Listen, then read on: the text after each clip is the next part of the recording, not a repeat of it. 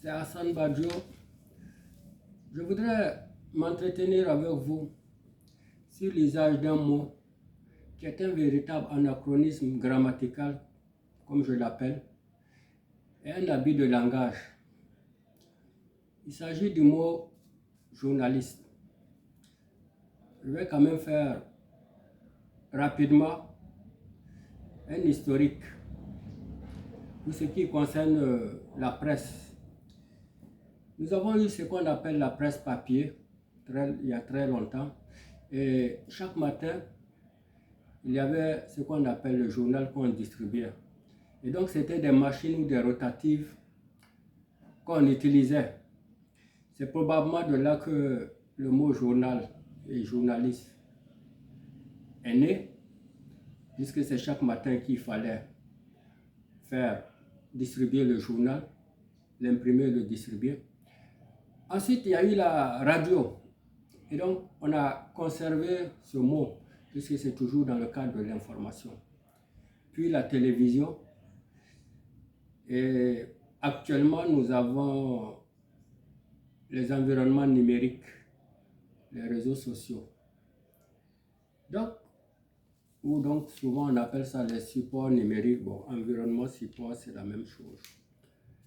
Le mot journaliste est un anachronisme grammatical.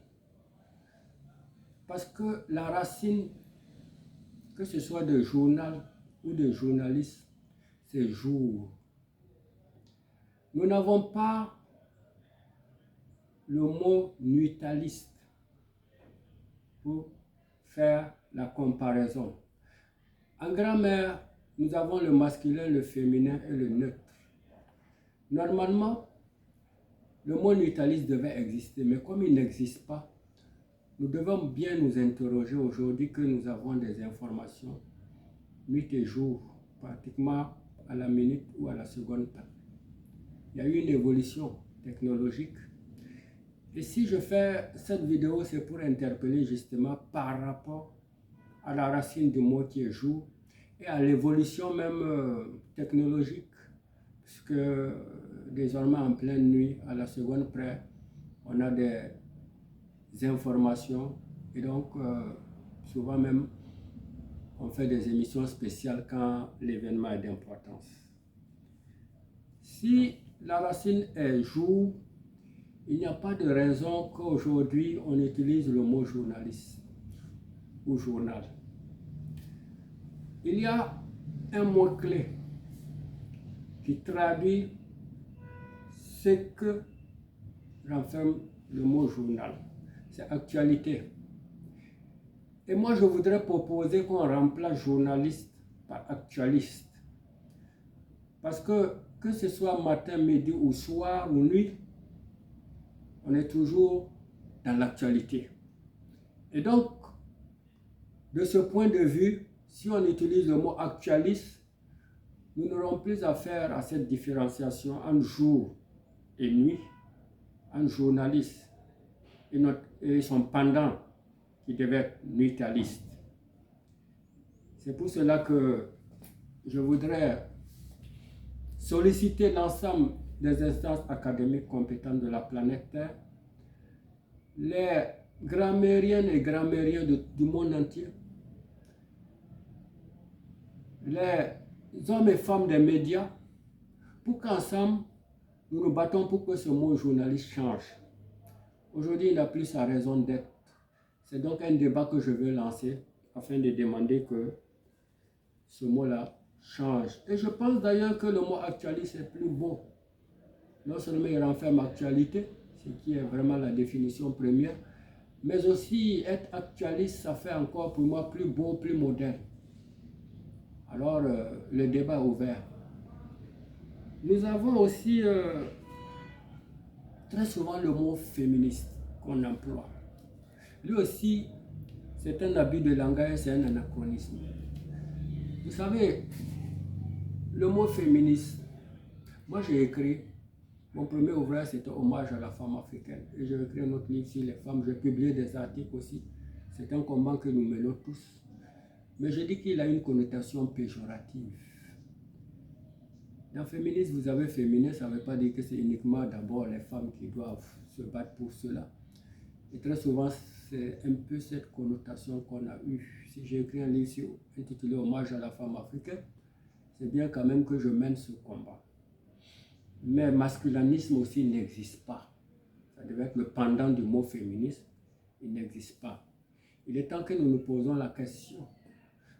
En réalité, là aussi, si on demande la définition du mot féministe, vous verrez que le premier mot qui vient, c'est égalité entre l'homme et la femme.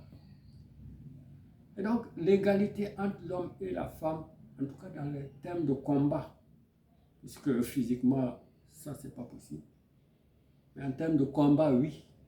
Et de ce point de vue, c'est égalitariste et non féministe qu'on devait utiliser.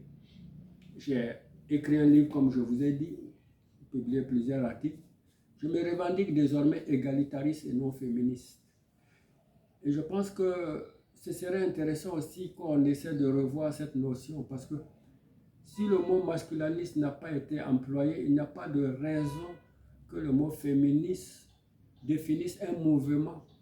Alors qu'en réalité, on doit pouvoir utiliser le mot égalité, qui est un mot phare, en même temps qu'il est un mot clé, pour signifier ce combat que nous menons tous ensemble. J'ai aussi constaté qu'il existe des droits de l'enfant. Les Nations Unies ont consacré cela. Pour ce qui est des féministes, je pense qu'il y a ONU Femmes, qui est une organisation qui s'occupe de ça. Et pour des enfants, vous avez l'UNICEF, entre autres.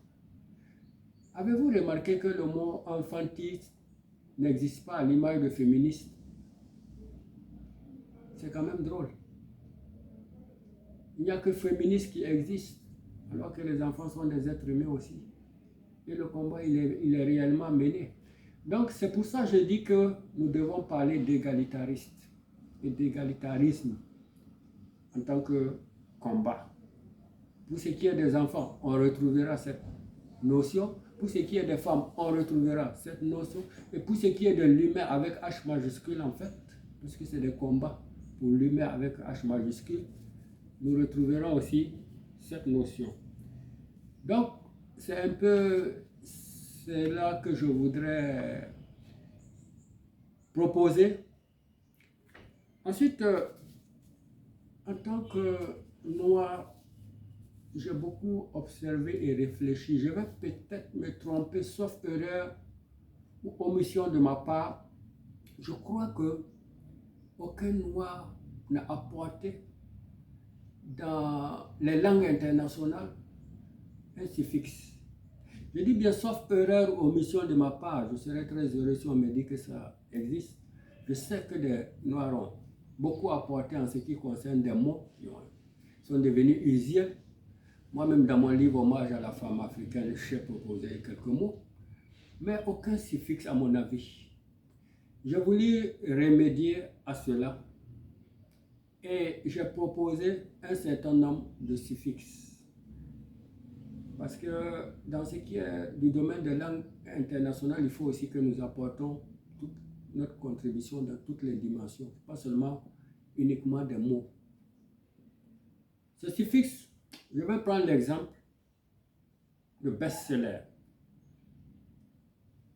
pour dire quelque chose que l'on vend très bien, best, meilleur, sell, vendre. Mais c'est un anglicisme, comme on dit, pour ce qui est de la langue française, en fait. Alors, moi, je proposais le suffixe AIN. Au lieu de dire best-seller, on peut dire vendeur. V-E-L-D, pour racine, vendre, et le suffixe AIN, c'est-à-dire vendeur. On remplace simplement best-seller par cela.